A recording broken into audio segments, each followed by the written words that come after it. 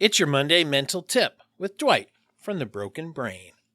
Hey guys, this Monday I just wanted to mention the practice of standing for something.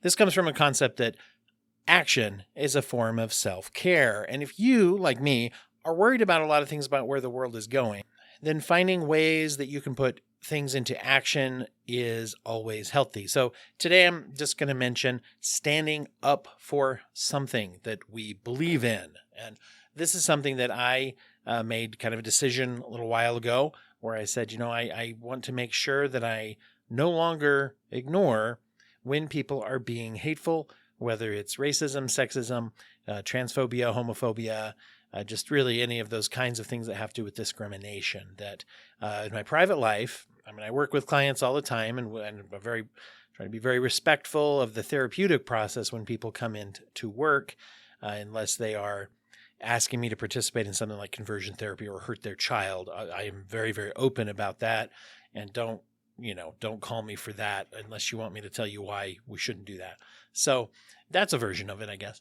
But in my personal life, when I come across those things, I think that the days of just saying I don't laugh at those jokes if someone makes a joke, or I don't agree with something someone said and I politely stay quiet, I feel like those days are over.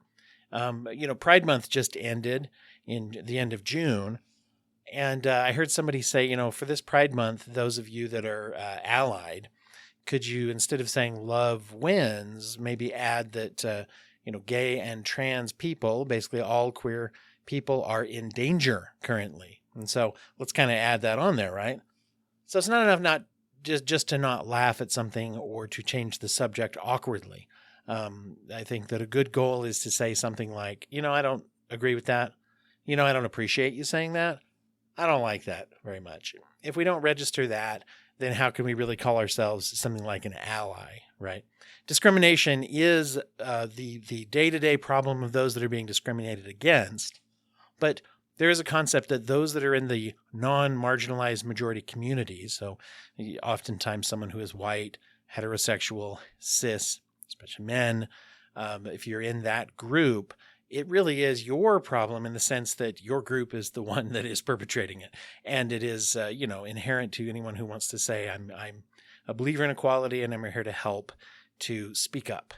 The other version of speaking up for something you believe in is to use your platform on whether it's social media, whether you have a TikTok channel, whether it's just you talk to your family and folks and people. Be aware of things that you care about and share that with people.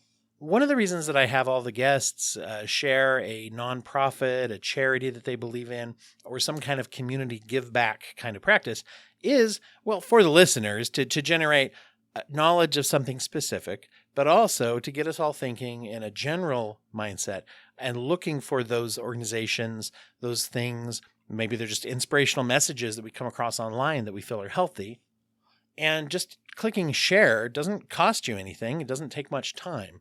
Even just sending the link as a message or posting it somewhere on your other social media doesn't cost anything.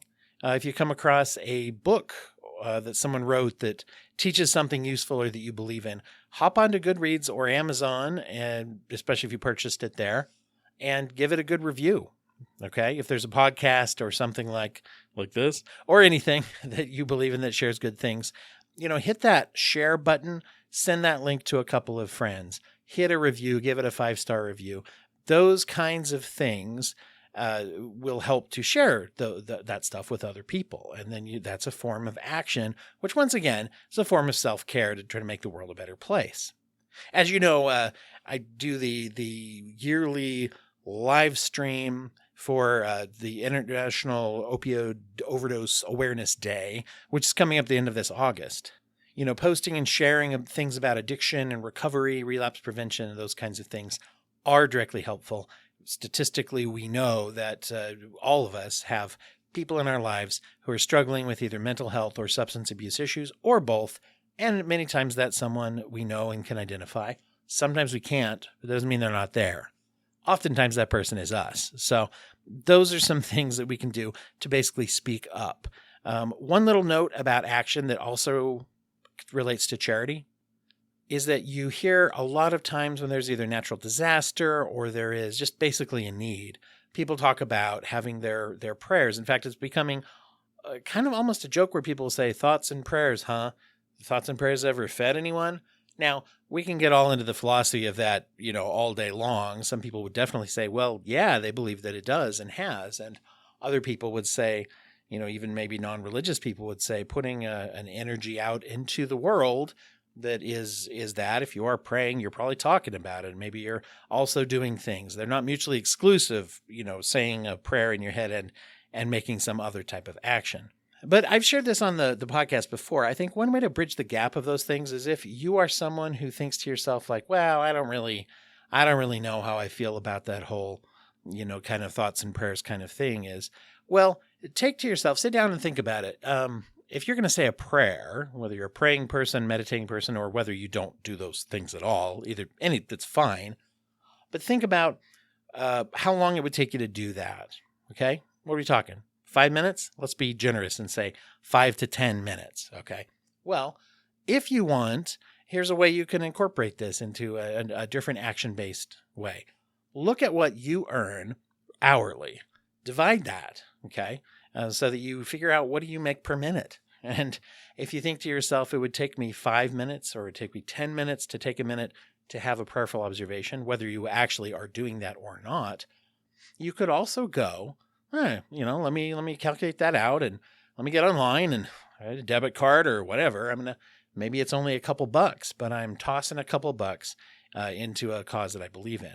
Now, we might think to ourselves, what does that do? Well, I always say, if, 100 people did that, that's whatever you gave times 100. If 1 million people do that, that's whatever you gave times 1 million.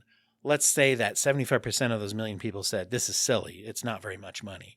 And they just didn't do it, right? That's a lot less money. I'm not a math expert, but that's just one little thought. And so for people who have a hard time with that idea of just prayers or good vibes or thoughts, there's a way you can kind of, you can kind of apply that to an action-based thing. So stand for something. Action is self-care. That is your Monday mental tip for today.